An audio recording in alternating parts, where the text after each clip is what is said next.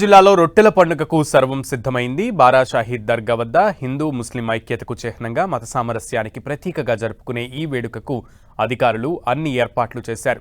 ఈ పండుగ నేటి నుంచి 5 రోజుల పాటు కొనసాగనుంది. కోర్కెల రొట్టెల కోసం ఇప్పటికే దేశ విదేశాల నుంచి భక్తులు తరలివస్తున్నారు.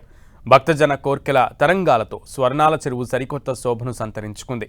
ఈ నెల 30 వరకు కూడా అంగరంగ వైభవంగా పండుగను నిర్వహించేందుకు జిల్లా యంత్రాంగం ఏర్పాట్లు పూర్తి చేసింది. ప్రతి ఏటా 5 రోజుల పాటు జరిగే ఈ పండుగలో తొలి రోజు ఇవాళ సందల్ మాలిక్, రేపు గంధ మహోత్సవం నిర్వహిస్తారు. షహీదులకు అమీనా మసీదులో గంధం తయారు చేస్తారు. 12 బిందెల్లో కలిపి నగరంలో ఊరేగింపుగా తీసుకువచ్చి 12 సమాధులకు లేపనం చేస్తారు. ఈ నెల 28న తెల్లవారుజామున గంధం స్వర్ణాల చెరువులో దానిని కలుపుతారు. దీంతో రొట్టెల పండుగ మొదలవుతుంది. 29న తహలీల్ ఫాతేహాతో రొట్టెల పండుగ ముగుస్తుంది. గత ఏడాది రొట్టెను పట్టుకుని కోర్కెలు తీరిన వారు ఈ ఏడాది వచ్చి అవసరమైన వారికి రొట్టెను ఇస్తారు. ఒకరి నుంచి మరొకరు కోర్కెలు రొట్టెను చెరువులో పట్టుకుంటారు. ఈ పండుగను ఎంతో నమ్మకం, భక్తి శ్రద్ధలతో చేస్తూ ఉంటారు. చెరువులో స్నానం చేసి వరాల రొట్టెను పట్టుకుని దర్గాలోని 12 మంది వీరుల సమాధులను దర్శనం చేసుకుంటారు.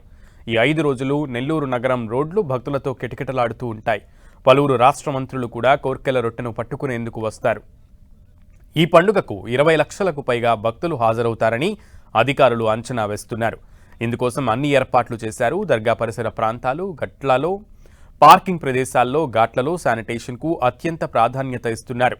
భక్తుల రద్దీకి అనుగుణంగా బారికేడ్లు ఏర్పాట్లు చేస్తున్నారు. పండుగకు వచ్చే భక్తులకు నిరంతర మంచినీటి సౌకర్యం కల్పించారు.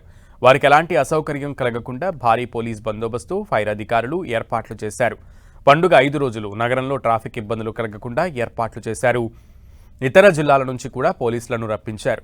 పోలీసులు కంట్రోల్ రూమ్ను ఏర్పాటు చేసి ఎప్పటికప్పుడు పర్యవేక్షిస్తున్నారు. పార్కింగ్ ప్రదేశాలను సులువుగా గుర్తించేలా బోర్డులు ఏర్పాటు చేశారు. స్వర్ణాల చెరువులో సోమశిల నుంచి నీటిని పెంచారు.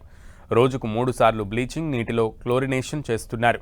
24 గంటలు అందుబాటులో ఉండేలా స్పెషలిస్ట్ డాక్టర్లతో కూడిన వైద్య బృందాలు, 108 అంబులెన్స్లను అందుబాటులో ఉంచారు. నెల్లూరు రైల్వే స్టేషన్, బస్ స్టేషన్ల నుంచి స్వర్ణాల చెరువుకు బస్సు సర్వీసులను ఏర్పాటు చేశారు. రొట్టెల పండుగకు వచ్చే భక్తులు జిల్లాలోని కసుమూరు, ఏఎస్పేట దర్గాలను సందర్శించే అవకాశం ఉన్నందున ఆయా ప్రాంతాల్లో కూడా శానిటేషన్, తాగునీటి సౌకర్యం కల్పించారు.